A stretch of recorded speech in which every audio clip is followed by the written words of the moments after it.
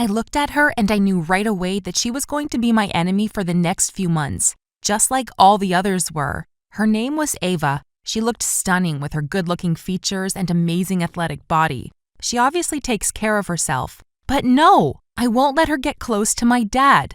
You see, my dad is rich. And by rich, I mean he could afford renting an entire island for 2 weeks just to relax. And no, he didn't inherit any of his money. He worked his way up from an ordinary salesman to a well-respected CEO who owns multiple companies. That's why I'm very cautious about the women who approach him. Gold diggers are everywhere, and if I don't pay attention, one of them might seduce him and get half of his money. Or worse, she might kick me out of the house if they fall in love and get married. Oh, you're asking about Mom? Mom passed away when I was 8 years old. She had cancer, and when the doctors found out about it, it had already spread throughout her body. It was too late for chemotherapy or any other treatment. Both Dad and I were devastated after her death. And here we are. Dad brought Ava with him. He looked happy when he introduced her to me. Hello, Caitlin. Come meet Ava. She works in fashion, and we may have business together. Ava smiled and said, Hi, Caitlin. I heard so much about you. Nice to meet you. I didn't smile back. I just stared at her with utter aversion. So Dad already told you about me? Ha! A whole minute of awkward silence passed while I was picturing her getting chased and bitten by my dog Jojo. This is nice. But then I had a fake smile on my face and said, Oh, really? Nice to meet you too. Ava could feel that I didn't like her, but she didn't comment. Dad saved the situation by saying, I think Caitlin is tired. We'll be in the office. Dad and Ava left me standing in the living room. This was the first time Dad brought someone to the house. I usually meet them at his company or at the parties he hosts for his employees, but not in our house, not where he and Mom used to live. I went to my room feeling anxious. I need to find a way to push her away. Back in the day, I used to steal Dad's phone when he was sleeping, unlock it, and send his girlfriends the most horrible messages and then delete them. Yeah, I knew his password. It was Mom's birthday, of course. And it worked. Dad wouldn't know why they broke up with him. He was so confused. Things went like that for a while until he caught me once. He yelled at me for not respecting his privacy, and since then, he locked both his room and phone.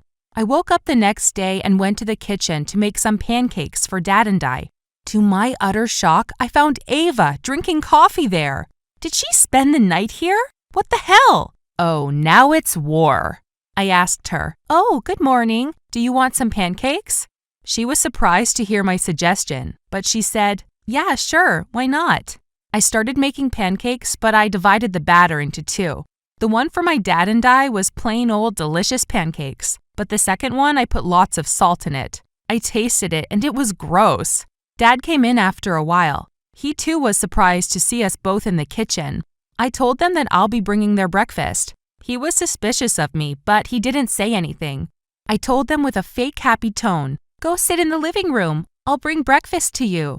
And so I put the pancakes on plates with 3 glasses of orange juice. Ava's cup was garnished with a bit of black pepper. She needs to know what being shady tastes like. We started eating and I watched Ava's face turn into utter disgust. She choked when she ate the pancakes, and when she drank the orange juice, she started coughing hard. She almost spit her drinks out. I was laughing hard inside, but I just had my poker face. I watched Dad panicking, asking her, Are you okay? Is there something wrong with the food? I looked at her, daring to say something, but she kept quiet and said, No, honey, it's just my stomach. I'm going to get ready. She left the table while Dad and I kept eating. I was irritated that she didn't do anything, but that only meant that I needed to raise my bar and pull out my big guns. So from that moment on, I started messing with Ava at every chance I got. When Dad went out with her, I called him and pretended to be sick. When she's at the house, I would listen to loud music, spill the drinks over her dress by mistake, or even get on her nerves by asking about her exes. And she endured it all. That woman was cold as ice. So I had to go to plan B, which was stalking. If I wanted to get rid of her for good, I need to know her secrets. So one afternoon, I went to the company where she worked and waited for her until she finished her work. Then I followed her to her house. And wow, she was rich. 2 luxurious cars were in front of her and a big pool outside. Wait, did I pass judgment too fast? Maybe she's not a gold digger after all. But while I was watching her, I saw her get out of the car with another man. He was super hot and attractive. Gotcha! I need to take pictures of the cheating that is about to happen and show them to my dad. They were still talking outside as I was figuring a way to enter the house. I noticed that the kitchen's back door was open, so I sneaked in before them. Her house was huge. I got out of the kitchen and found stairs leading to the second floor. I climbed up them and I found a big wooden door with Ava's name carved on it. Oh, so that's her bedroom. I went in checking everything. Her room was more like a royal suite. A big queen bed, fancy carpets, and wow, a huge closet. How many clothes does she have? But I couldn't keep exploring because I heard their footsteps getting closer. I panicked. I opened the closet and luckily there was a bit of space in the bottom shelf. I squeezed myself in and waited. I kept the closet's door slightly open to see what's about to happen, and my phone ready for taking pictures. Ava and the hot guy came into the room. They were still talking. Then she came close and hugged him tightly. I took 2 pictures and waited for what's about to happen. But surprisingly, nothing happened. She hugged him, then she gave him a few papers that were in one of her drawers. The hot guy left, and Ava stayed in the room. Ava changed her shoes and put on her PJs. Then she opened a little cabinet next to her, which turned out to be a refrigerator. She got out some snacks and drinks. Oh shoot! Was she planning to stay here the whole night? How am I going to get out of here? I need to wait for her to leave. Time passed and I was still watching her. I got super hungry and tired. Finally, around midnight, she turned the lights off and went to sleep. I waited a little bit to make sure she was deep asleep, and I opened the closet to get out as calmly as possible. But just as I was getting my right foot out, I heard a clicking sound. Who is that? I kept silent for a moment, and the clicking sound kept repeating. I went back to the closet thinking it was Ava. She must have woken up or something. But no, the door was opened, and I felt someone walk in. I got goosebumps all over my body as I saw a man wearing all black going in. He looked around and then stood next to Ava's bed and looked at her for a moment. Then he opened the drawers and took out a box, opened it and started taking out everything and putting them in a little bag he got out of his jacket. He's a robber! I started sweating, not knowing what to do. Should I call the police? But my phone went dead a few hours ago. Should I wake her up or keep it cool until he goes out? But I didn't have the time to think about all of that because the robber came straight to the closet where I was at. And as he was reaching his hand to open the closet over me, I screamed out at the top of my lungs, "Ava, wake up! A robber!" I pushed the door and kicked him. The robber was taken aback by my loud voice, and he fell on the ground. I ran straight to Ava's bed. She opened her eyes, annoyed and confused. I screamed at her, "Get up! You are in danger!" Ava woke up, but it was too late to run away. The robber was already up on his feet coming towards us. He looked pissed. I looked and saw a vase. I held it up and threw it at him. It fell on the floor next to his feet. Ava yelled at me, "Not this one, you idiot! It cost me $2,000. Really? Right now? The robber walked towards us, and that's when Ava had her serious face on. She stood in front of me and asked me with a strict tone, "Stay behind me." And just like in movies, I saw her fight that robber. It was clear that she'd been studying martial arts all her life. She punched and kicked him like a badass. In 2 minutes, he was on the ground and she was sitting on his back. She looked at me and said, "Get the duct tape. It's on the kitchen counter." I was startled, but I said, "Oh, yes, coming." I ran downstairs as fast as I could and I got the duct tape. I knew where the kitchen was. I entered the house from the back door. Ava tied his hands and his legs so we couldn't move. Then she called the police who arrived quickly. Ava was still talking to the police when Dad showed up. I burst out crying when I saw him. Dad ran to me looking worried and said, "Where the hell have you been? I was worried about you. I called you like 1,000 times. Oh, now he'll ground me. I started sweating, not knowing what to say, but I heard Ava's voice coming from behind. She was spending the night with me. You know we needed a girls' night out. I was surprised and I looked at Ava with eyes full of gratitude. Dad was suspicious. He didn't believe her, so he asked again, "Are you sure? She didn't bother you or something?" And Ava responded confidently, "Oh no, she actually saved my life. She saw the robber coming." Dad was silent for a while. He didn't know what to say. Ava left us again to check something with the policeman. And I said, "Hey Dad, I'm sorry for everything. It's just, I miss Mom.